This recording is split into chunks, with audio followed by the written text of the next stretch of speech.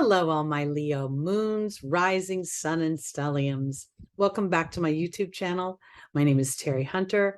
I'm an angel therapy practitioner, intuitive astrologer, Reiki master, and empowerment coach. I'm here today with your September 2022 monthly forecast.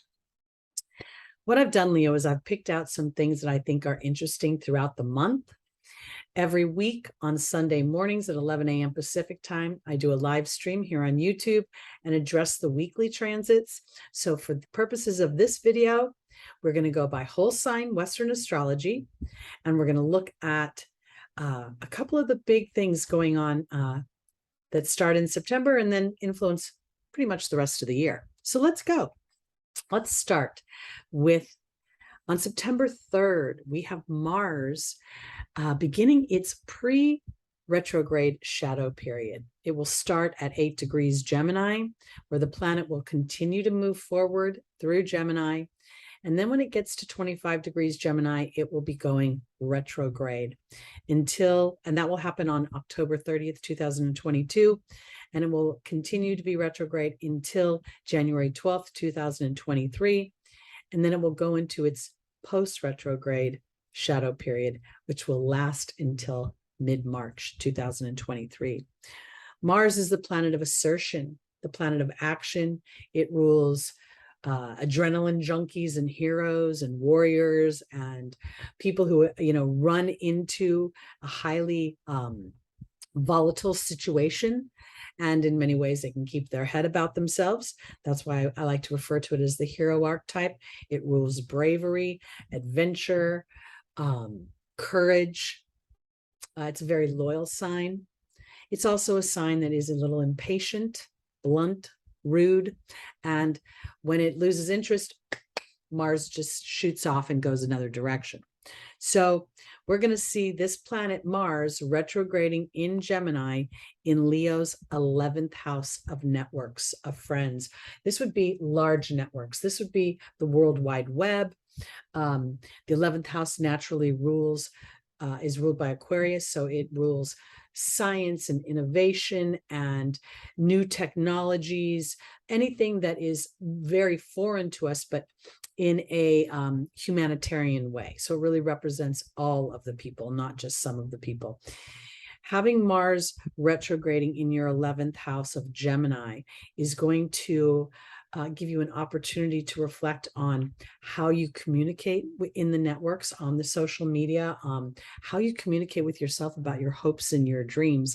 The 11th house is a house of that represents our hopes and our dreams. It's also a money house, because as we give life to our dreams and we start to take brave action, inspired action towards those dreams, we start to see them come into the physical experience. So you're going to have Mars, this planet of assertion that moves quickly in a sign that moves very quickly, offering a lot of rapid thought and a lot of almost feels a little bit like there could be a lot of interaction that on an unconscious level could be a little bit knee-jerk. So as we head into the rest of the year, I would be very cautious about how I'm expressing myself, because I want my words to match the experiences I want to have. I would caution people a little bit not to go to war over, situations on the internet. Don't get entangled in a comment versus comment kind of thing, because a lot of people will be becoming more and more inflamed about other things that are going on. And I can't help but think about the Uranus-Saturn square that is building and will become exact in October. So I'm not addressing that particularly in this video, but it is a contributing factor to the overall environment. So we have this going on, Mars in Gemini, 4 months. And I think this is an opportunity to really get brave with what I think, what I speak. Even if something is true, if I'm complaining about something, is my self-talk serving me?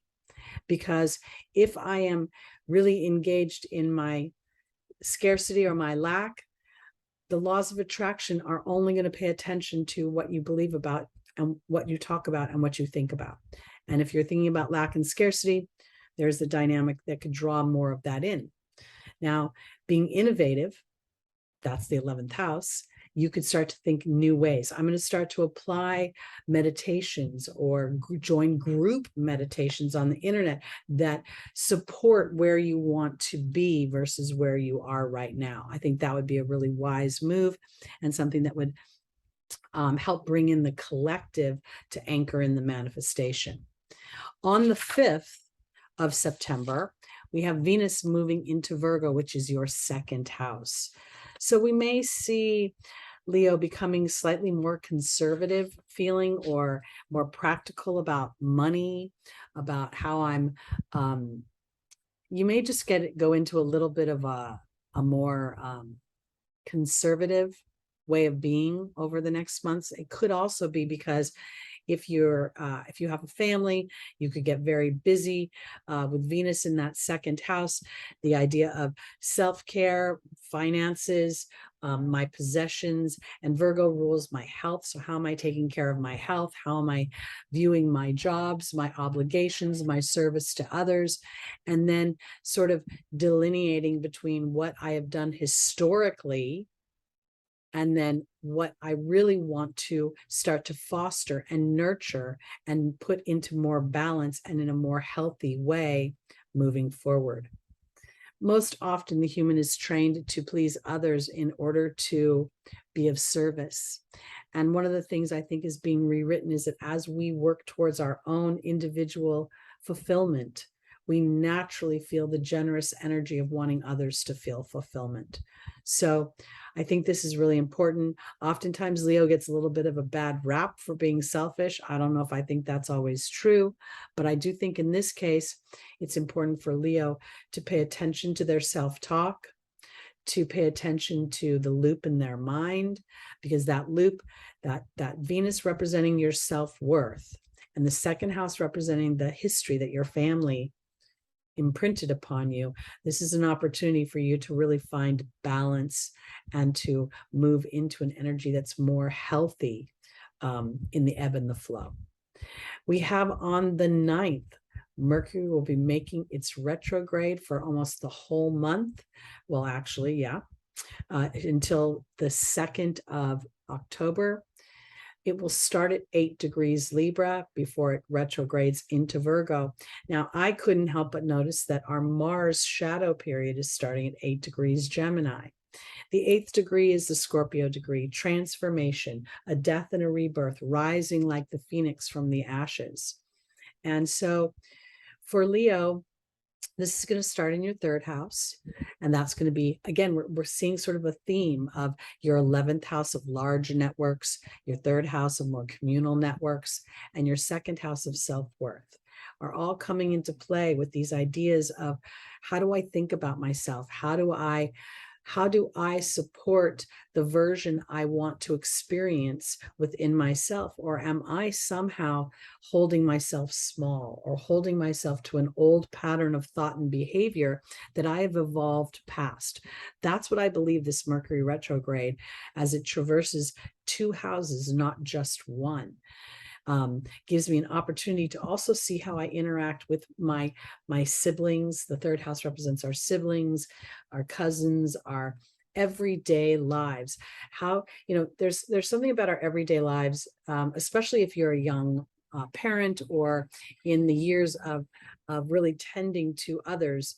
You're going to defer and push yourself away. Leo by nature needs to express itself. It needs to have fun. It needs to have pleasure and enjoyment. And it's the only sign in the zodiac that focuses in on that to any great extent. And I think that in and of itself is out of balance. So for my Leos, as you move through this Mercury retrograde, it gives you an opportunity to come into balance with what you believe about yourself and what you deserve to attract within your life, to bring to you, to allow the universe to bring to you versus you going out and having to pursue it. We have a full moon in Pisces on the 9th. I'll be doing a separate video on that one. The sun will move into Libra on the 22nd. And on the 23rd, Mercury will move back into Virgo. And this is when I think a lot of this mercurial energy of looking at the balance and the harmony in my life, and how am I purporting that balance and harmony? Am I part of the picture of that balance and harmony? Because as it moves back into Virgo, we're going to start to see an opposition between Neptune retrograde in Pisces and where Mercury will end up finally at 24 degrees Virgo. To me, the 24th degree Virgo is a spiritual degree. It's the Piscean degree. And then we see Neptune at the Aquarian degree. This is an opportunity through attention to remove any rose-colored glasses or any illusions that I have obligations to others that are outside the boundaries of what I'm comfortable with and what I want to foster.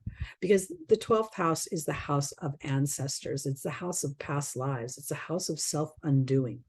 So if for some reason Leo has been inadvertently not purporting balance for themselves, or inadvertently putting hope on a situation or a person or a dynamic, and that has not shown any evidence of fruition, then it's time to allow that to sit in the 12th house of rest.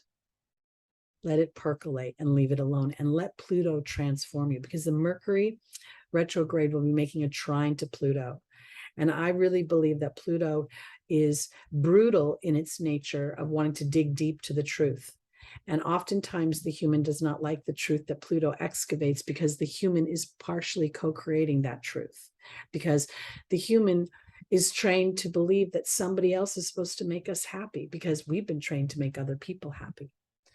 And one of the things that Leo gets a bad rap for is making itself happy too often. I mean, I don't think that's very fair, but oftentimes when someone mentions a Leo, there's an initial reaction. Oh, a Leo. No. Leo, one of the biggest challenges you have as a Leo rising and moon is to work towards your heart, to let your heart lead the way. And I believe that we need to foster more Leo energy, more self-enjoyment and pleasure, and allowing ourselves to all rise to be whoever we want to be and celebrate that. So this month could feel a little funky in the sense that it's going to really require Leo to be present in their own mind in some respects, to be aware of the thought processes that you're fostering and nurturing. I remember when I first became really aware of my thoughts, and how much my thoughts were in a fight with other people when they weren't around. And that was when Eckhart Tolle first brought about the idea of a new earth. And so I really want to encourage my Leo moon, rising sun, and stelliums to allow your heart to lead the way, and your heart leading you towards the things that bring you joy, pleasure, and a sense of personal satisfaction, rather than hoping that somebody else will come in and ride up on their horse and save the day, because I don't think that's going to happen. Okay. That's it for September 2022. Again, my name is Teri Hunter. If you'd like to book a reading with me, you can do astrology reading, you can do an angel reading, or if you'd like to just get some help coaching yourself through a situation, identifying thoughts that may not be serving you, I am available. My information is below. Please reach out. And I hope you'll join me on Sundays, 11 a.m. Pacific, for the live broadcast. All right. I'll see you next month, Leo. Have a great month.